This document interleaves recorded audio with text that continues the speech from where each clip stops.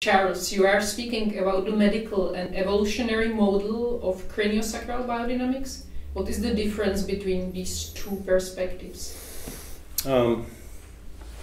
There's a number of differences between the medical model and the evolutionary model. In the medical model, there's a set of methods that we use, and the first method is we objectify. So we set up a dual relationship where we're the doctor or the practitioner, and the patient or the client is on the table. And the practitioner is going to evaluate the problems inside the client or the patient. And then there's a plan that's established for fixing the problems that are discovered. And so there's this whole relationship where doctor, patient, or therapist, client, and evaluation usually going into the body from a craniosacral point of view and evaluating the system, the craniosacral system, and based on what's found to do cranial techniques to balance the imbalances that were discovered.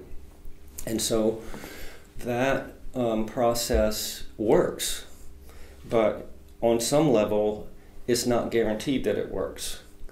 And so in the evolutionary, all that is removed. There's no objectification. So instead of there being a practitioner and a client separated, there are two people who both have the same wisdom in their own bodies, the breath of life, in the client's body, in the practitioner's body. And by touch, there's a process where there's a communication between the wisdom in the client's body, the wisdom in the practitioner's body. And if the practitioner is inside themselves, sensing their own inner qualities, then they will receive the information direct from the wisdom in the client's body. And then if they're surrendered to that process inside themselves, they're guided in their touch. So there's no knowing ahead of time, there's no plan ahead of time. As a matter of fact, while touching, you don't really know why you are touching. You know afterwards because the client reports their what happened, the benefits, and you go, oh, okay, so that's what happened. So it's retrospective knowing, in other words, after the fact of the doing. And the final thing is that when touching on a client in the evolutionary, there's no touching to do anything. No touching to fix, to change, to modify. It's just touch. And then resonance to resonance through the touch creates that conversation and then the guidance. Can you tell us about the reason why there is orientation to SA node so important in this work? Yeah. Well, embryologically, when we were very young as an embryo, I don't know exactly the date, but early, before there were organs, before there was a heart, the sinoatrial node cells surrounded the whole embryo, and basically on the edges of the embryo, and the pulsing of the sinoatrial node cells created a field, a pulsing field that actually began to create the body.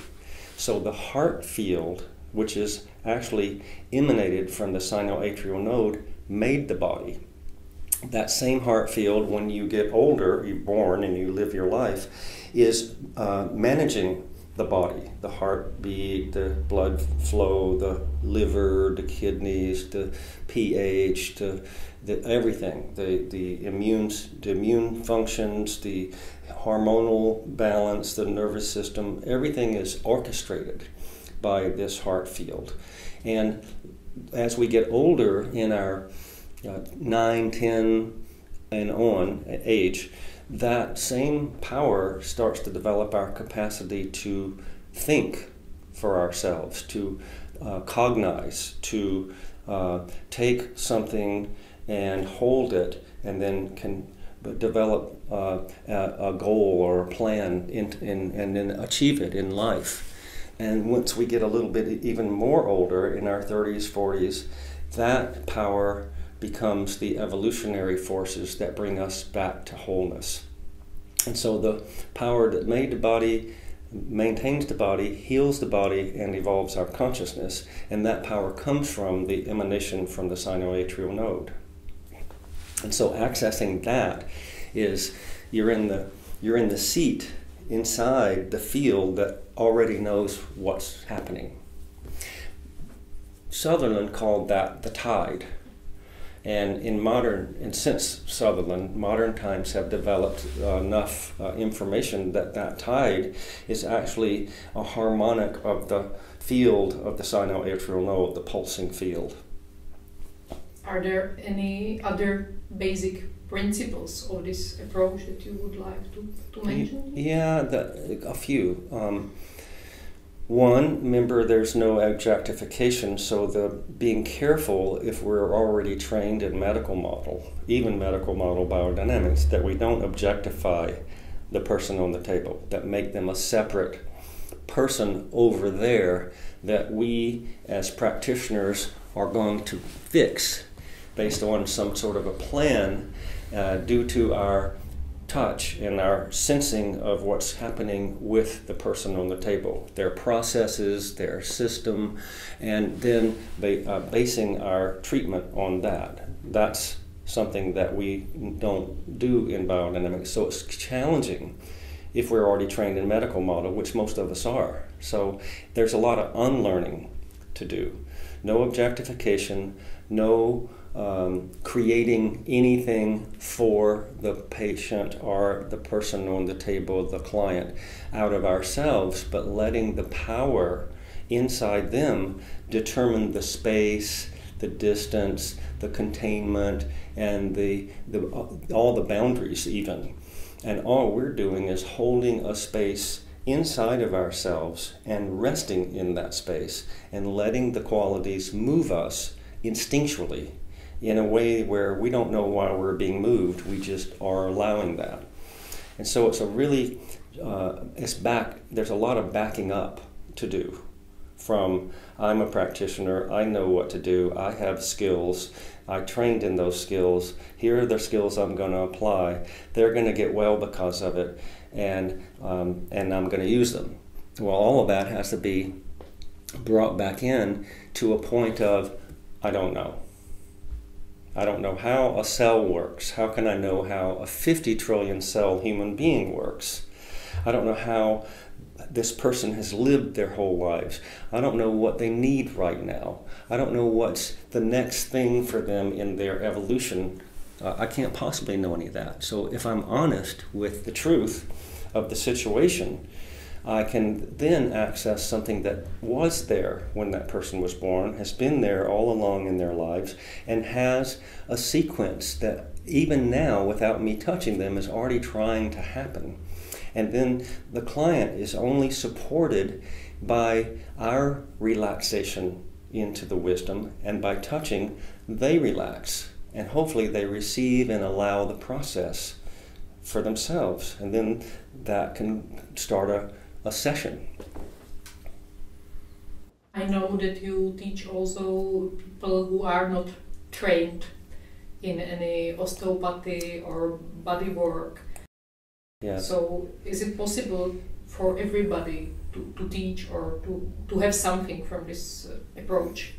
If they are willing to do the practices, if they're receptive to the practices and they're disciplined in using them, it's actually easier for a person who's never been trained in the medical model approaches, because they don't have anything to unlearn first. Because as a practitioner, it's a habit.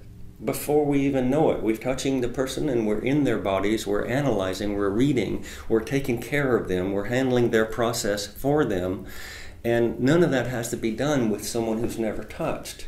So they just come in pure innocence, and they learn these principles of abiding inside, in touch with not any notion of what to do or even knowing what is happening. And so in a way, they can go deeper faster. Now, the truth is that a practitioner, once they reduce those habits of efference, we call them efference, leaving my body as practitioner and going to the body of the client. Once they stop that, then of course they're going to be more skilled because they already know how to work and be with. A new person won't be as skilled in the contacts and as comfortable, but in terms of the depth, they actually, it's very deep. And so it's very satisfying to watch people never touched in their lives to touch. And what we talk about in this teaching model occurs in a brand new person who's never touched before. It was astonishing to discover that. I didn't know that ahead of time. You are talking about gradually building ability to be present with things that are happening. So why is it so important? Or how does it help?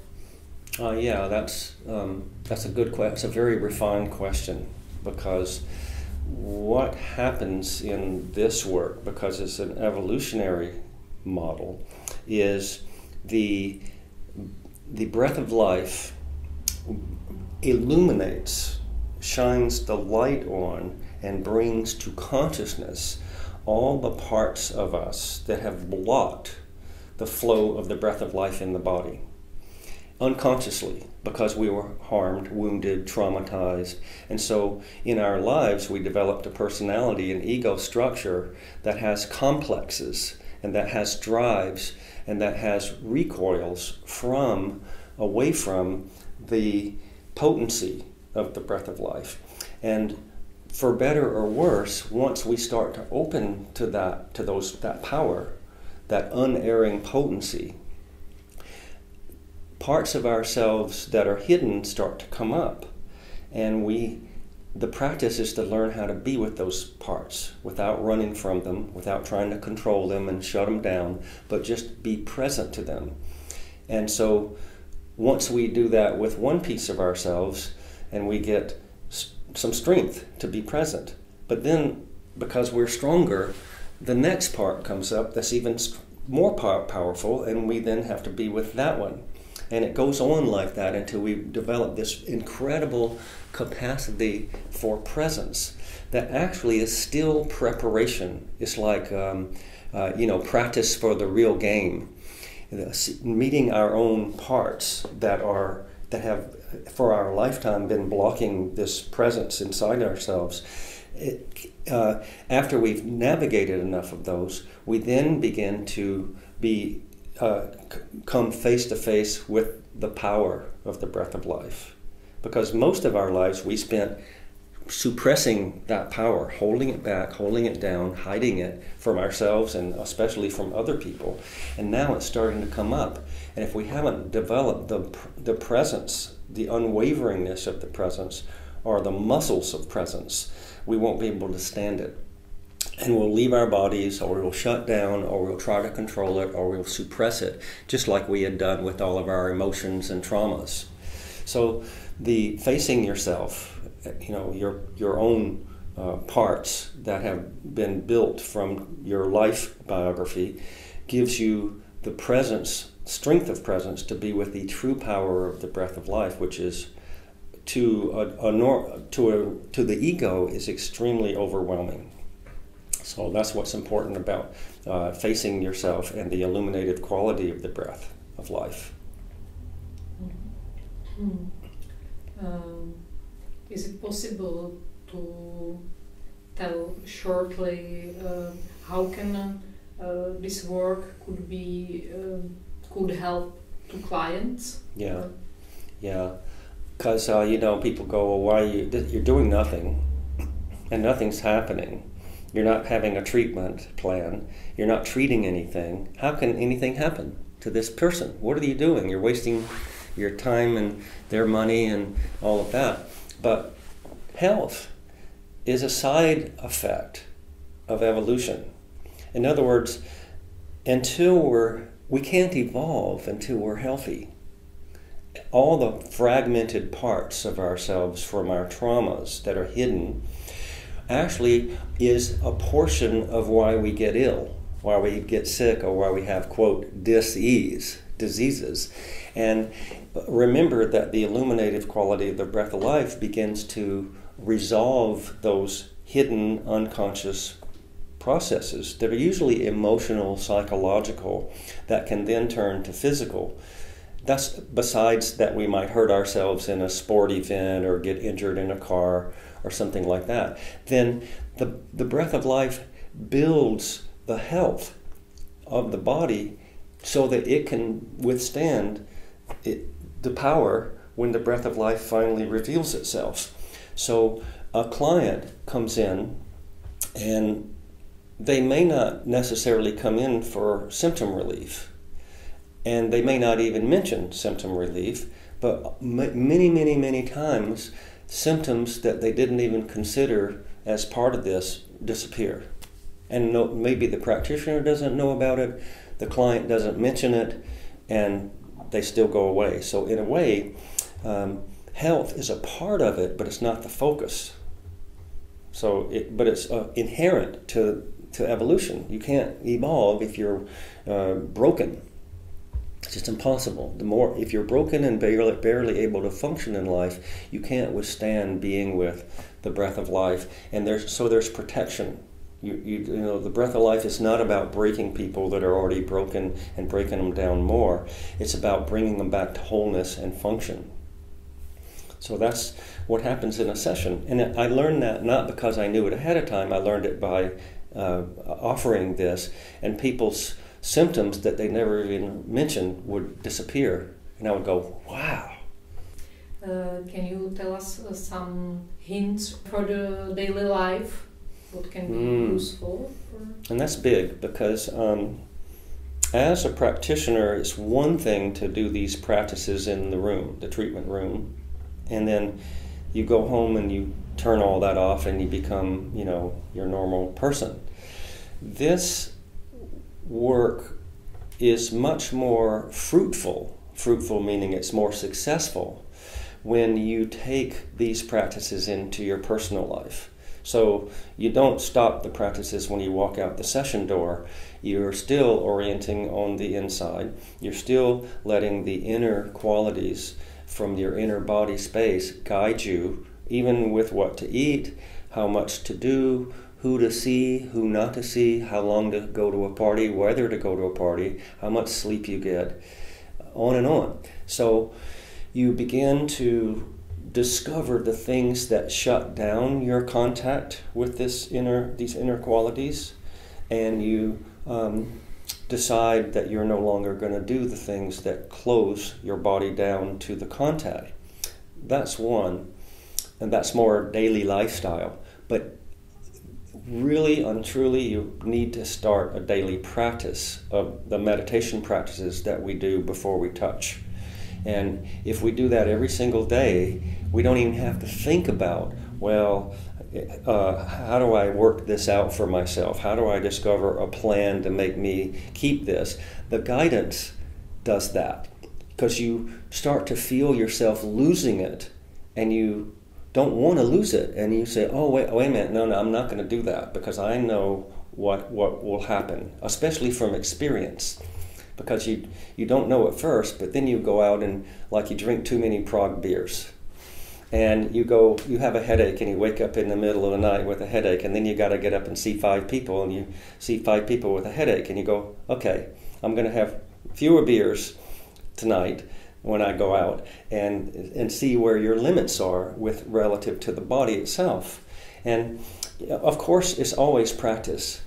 But if we want to keep this alive in ourselves and an unbroken continuity of contact, we have to adjust our lifestyles.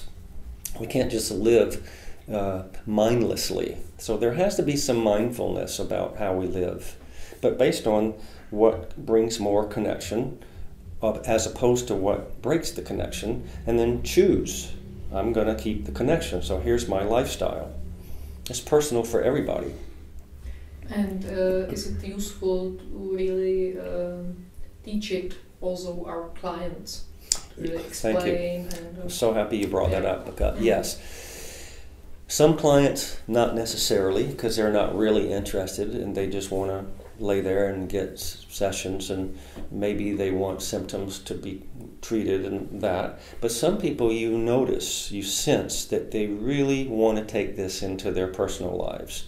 And actually, if we've seen them enough over enough time, almost everybody will get to that place if they stay with this work. Because this work is very different, because we don't ask them what's hurting and what feels better and how the knee is, and they know that that's not the forefront of the practice.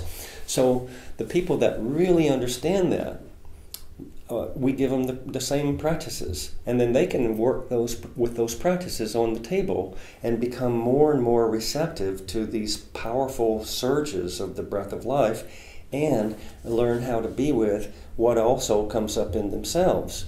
So the practice for the practitioner is the same as it is for the client, and that's why there's no need for objectivity. It's two fellow people on the same path, journeying together, trying to connect with this inner mystery that's in both of us, and it's also around both of us. And so there's no need to go, I know more than you do, or you know more than I do. It's simply, we're going to join together in this, and hopefully that'll help for both of us. Because, I'll say one more thing. In a session, a practitioner gets the session as much as the person on the table, the client. They're both receiving a session, even though the person giving it is getting the credit. Mm-hmm. And can you say us how was your story? How you get to this work? Myself? Yes. My personal story? Yes, your personal story. That could be a long one, but I'll make it short. Short one. Yeah. The elevator version. Well, the first time I ever got a cranial session, I didn't go in for a symptom. I went in because an eye doctor friend of mine mentioned the word cranial.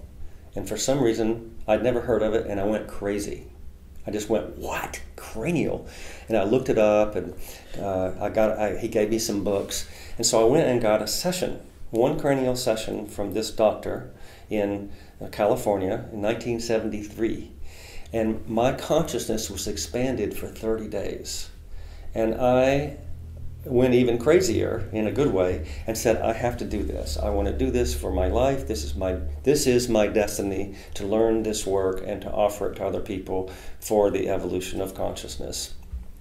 And then, of course, the training and the practicalities of practicing and making the money and paying the student loans and all of that went into the background, the evolutionary part. But years later, 20 years or so later, it reconnected. In the 20 years from the training to that point, I sort of lost it, and I could feel something going in the background, and I felt missing, but I couldn't connect what it was.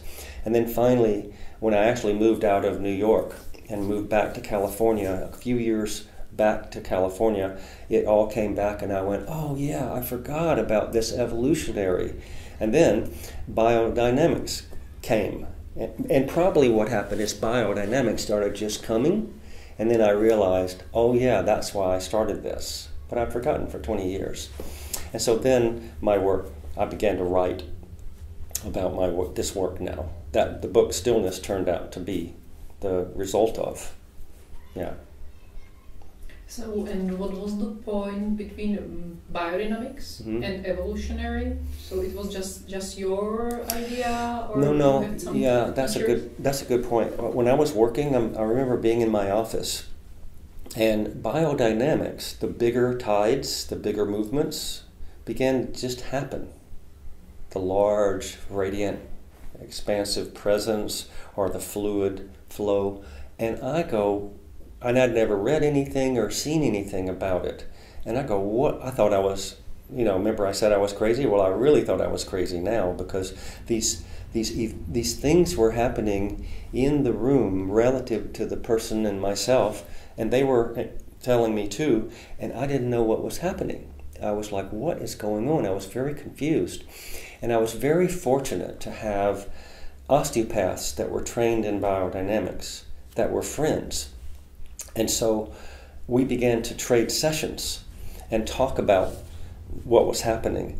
And then I was led to Becker and the later Sutherland work and Jim Jellis's work, and I finally went, oh, this has already been mapped. But then I said, it's not been mapped well enough, because nobody can, these books don't really tell you what's between the lines. So I said, I'm going to write a book, or not a book, because I was not writing a book. I was going to write workshop notes, because I was going to teach this. I was already a teacher. And I'm going to write workshop notes for students so they don't get confused and lost the way I did. And so I started with the notes, and then finally the book got published. So the notes became a book, and then, but I was already teaching and already doing this work in this classrooms. But as I'm sort of writing the notes to reinforce what's happening in the classes. And that's how I got the words. The words were based on the sensual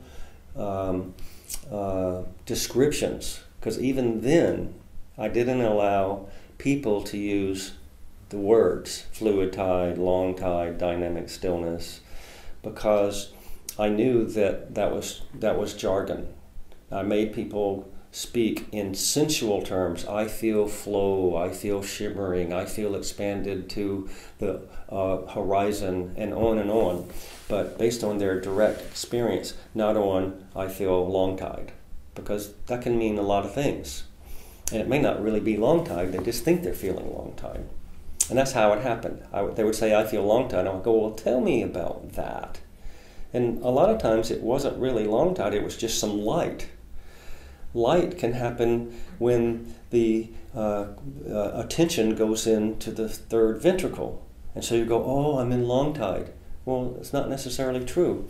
So that made me require that students speak in sensual language and describe the space and describe the qualities in the space. And then we could put the word on it afterwards, rather than put the word on it and then say, oh yeah, we're in long tide, thank you, great. And it may not be true, and I of course discovered that in the classroom. It's easy to use a term and think that that's it, just because there's a little bit of evidence that it's there. Yeah. Really for people who doesn't know anything about therapy and would like to come, what changes in their life there can come after the sessions, some maybe more sessions? What could they That's a good question. So an innocent person coming into this work, right? They have no idea what they're coming in for. They think they're coming in for craniosacral therapy, right? That's what they think. But they're notified ahead of time, usually in a phone conversation or email dialogue, that this is a little bit different from symptom work, right? So they know it's a little different, and they're willing to do it, even though they don't even know what craniosacral is, right? That kind of client. What will happen oftentimes is, because they don't have a lot of expectations, they will go direct to the contact with the power of the breath of life, and they immediately understand. They go, this is really what I'm looking for, and I didn't even know I was looking for. And some people will go to themselves or speak after their session. They go, you know, I didn't tell you this, but I actually came in for my headache. But you know, I now realize that my headache is not as important as staying in touch with what I experienced on the table here. And you already know that they're kind of in. If they come in and they say, well, I didn't tell you about my headache, and my headache didn't go away, and I'm not satisfied and I'm not coming back, well, you know that they didn't take to the work.